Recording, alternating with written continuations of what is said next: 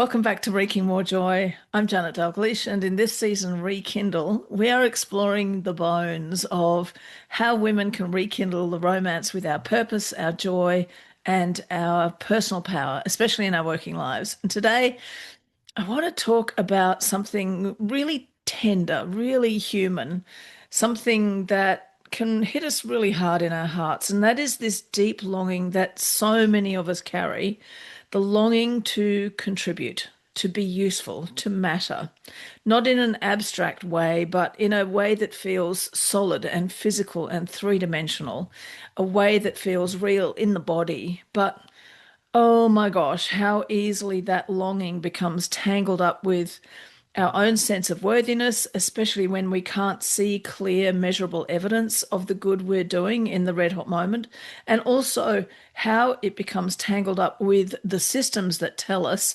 our worth, our value only exists if we can measure it in terms of productivity or monetary value. And I want to start with something that a client said to me recently. She was reflecting on her work that she genuinely cares about, and she said, I can't see direct results of what my work does for other people. So my brain weasels make up stories about that to invent the old certainty story that I'm not enough.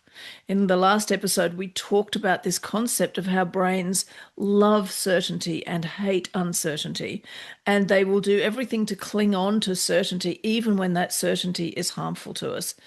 And if you've ever been given a story about not being good enough, and if you're a woman or you identify as a woman or you were raised as a little girl, chances are really high that that was drilled into you a lot. So that old story of not being enough, it comes with a side serve of certainty, and our brains can cling on to that much harder than we like. So if that concept of I can't see direct results, so my brain weasels make up these stories about that. If that made something tighten in your chest, you're not alone. Your brain loves that sense of certainty, as does mine, as do all human brains. And also, human brains abhor a vacuum. They cannot stand not knowing the details, so they will make shit up. Look at how quickly various different theories spring up anytime there is some kind of mystery to be solved. Our brains are story making machines, and they cannot stand an incomplete narrative. When someone is late getting home, or we notice a scowl on a friend's face, or there's a strange noise in the street, or we see some horrific news headline where there's a mystery that hasn't yet been resolved, we instantly start theorizing about what's really going on. We just can't help doing it. When we become aware of it, we can counter it, but that's what our brains will immediately go to. What does this mean? Our brains yearn for meaning. So when we can't see our impact clearly, our brain fills in the gaps with stories. And thanks to all the systemic stuff that we've already talked about, those the stories can often be ridiculously harsh ones that we wouldn't dream of making up about someone we loved or even someone that we liked. Well, the stories will go something like, if my contribution had mattered, I would know about it. Or if I were doing enough, I'd see proof. Or if I were really making a difference, someone would tell me. Or the silence about my contribution means that nobody saw it, nobody benefited, it wasn't valuable, and even my best efforts are completely shit.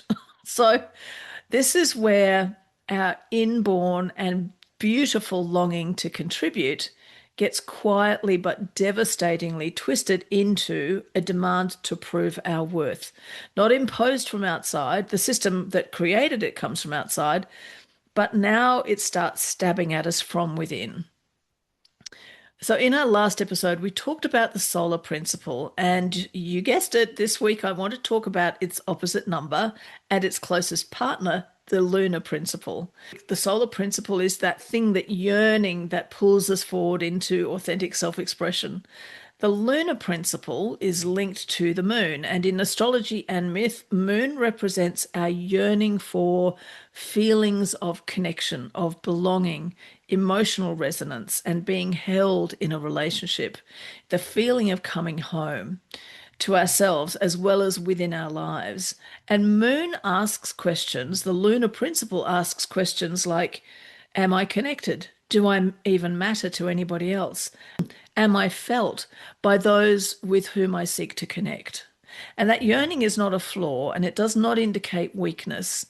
It's ancient, it's relational, it's deeply human, and let's face it, from an evolutionary standpoint, it's absolutely essential. If our ancestors had not cared about each other and not stayed connected with each other, the human species would have died out long ago. But when our moon feels unheard, when our emotional needs go unmet or worse, unacknowledged, this can all get so distorted. We start asking, am I even useful enough to deserve belonging? Am I contributing enough to be worthy of care? If I disappear, would anyone even notice? And that is a really heavy burden to place on your heart and on your work. And as we know, the systems within which we do our work tell us over and over and over again that only the strong survive, that it's all about fighting off the competition, that if we let even a tiny chink of vulnerability be visible, we'll be torn apart by wolves. So no wonder it can all start to feel joyless and achingly vulnerable. When we talked about the solar principle, which pulls us towards individuation, we talked about how it helps us to become who we actually are, trusting our inner compass, being the authority in our own lives. So, how can that feisty energy of autonomy coexist with this yearning for connection? How do the solar and lunar principles work together rather than cancelling each other out or disempowering each other? The solar principle reminds us that our worth is not up for debate. It reminds you that you exist to express who you are, not to earn permission. And that means you can show up for connection as your own true full self. The lunar principle opens the door to heart connections where we can feel supported when we get picky about those connections. Because if we engage only the sun and not the moon, we risk becoming isolated. And if we engage only the moon without the sun, we risk erasing ourselves in order to belong. So our work is to hold both, to be connected and individuated, to belong without abandoning ourselves, and to contribute without our worth becoming conditional upon visible results and outcomes. And one of the hardest lessons I've learned, and honestly, I'm still learning it, is this. I will never, ever, ever know all of the good that I do in the world. Never. And if you see me smiling as I'm saying that, that's partly because saying that aloud makes me uncomfortable. It sounds like I'm being pretentious or I've got tickets on myself, as we say in Australia. But it's true. And it's not because the good doesn't exist. It's because that's how the ripple effect works. And I have to trust it. You have no idea about the impact that you've had. I know your brain, like mine, is full of stories that it had to make up to fill the vacuum of not knowing. But I know that a conversation you had 5 years ago might have been overheard by someone whose entire trajectory of life was changed by it, and you'll never know. A sentence you wrote might have landed at exactly the right moment for someone that you'll never meet, someone you have no idea even exists. A boundary that you upheld a decade ago was witnessed by another woman, and it gave her permission to set her own boundaries, and you have no clue. You won't be there to witness every contribution you make. The human ego, which craves validation and feedback, really hates this, but your soul and your heart both understand it completely. At some point, you have to let your good flow outward into the world without demanding receipts, which brings me to the very important topic of showing up in a chaotic world when it all feels like too much. Now, it's true that I am probably more mouthy than a lot of my peers in the coaching industry when it comes to speaking out about things like politics and activism. I speak out because my values matter to me and to the people that I serve. And from the outside, it might look like I do a lot. But I'm also limited by things like location. I'm nowhere near Minneapolis over here in Ballarat in Southeast Australia. I'm also limited by things like my health, by age and capacity. There are things I simply can't do anymore, like marching in the streets in Melbourne the way I did when I lived there and I had a younger body. And that is okay because real change and activism very rarely depend on one heroic individual. Despite all of the Hollywood myths, we won't be saved by the Pale Rider or the Magnificent Seven riding into town. These things, change and activism, whether we're talking about socio-political change or individual change, these are always a tapestry, a rich weaving together of many, many threads of all kinds of sizes and colors.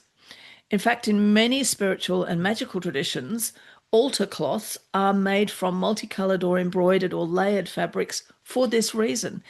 Each piece brings something different. No single thread carries the whole meaning on its own or can do the whole of the work on its own. This is how collective change works as well. So your strand matters, even if it's quiet, even if it feels invisible, even if it doesn't look like anyone else's. The lunar principle reminds us that we are connected, we are part of something larger. And the solar principle reminds us we bring something uniquely ours. Both are true, both are needed, and having them in balance, this is a really exquisite form of joy. And it's, for most of us, a work in progress most of the time. So if you find yourself thinking, I'm not doing enough, or I can't see the impact, or maybe I'm not that important, or maybe my work isn't that important, try this instead. Replace those brain weasel voices with things like, what if my contribution is real even when it's unmeasurable? What if my worth doesn't depend on being constantly visible? What if connection and individuation can, in fact, must coexist as brilliant partners? What might that look like? That's not spiritual bypassing, that is nervous system wisdom, which makes space for both the yearning to be oneself and the yearning for connection without being a doormat. So if you've been undervaluing your contribution, if your longing to be useful has become tangled with self-doubt, if your brain weasels keep on demanding proof that you matter, then please hear this. You are allowed to belong and you're allowed to become. You're allowed to contribute without overextending. You're allowed to trust that your good flows outward, especially when you can't see where the ripples land. That balance between sun and moon is not something that you perfect. It's something you practice just by living life and being open to both. So thank you for spending time with me. Until next time, please be gentle with yourself and trust that your presence counts because it does.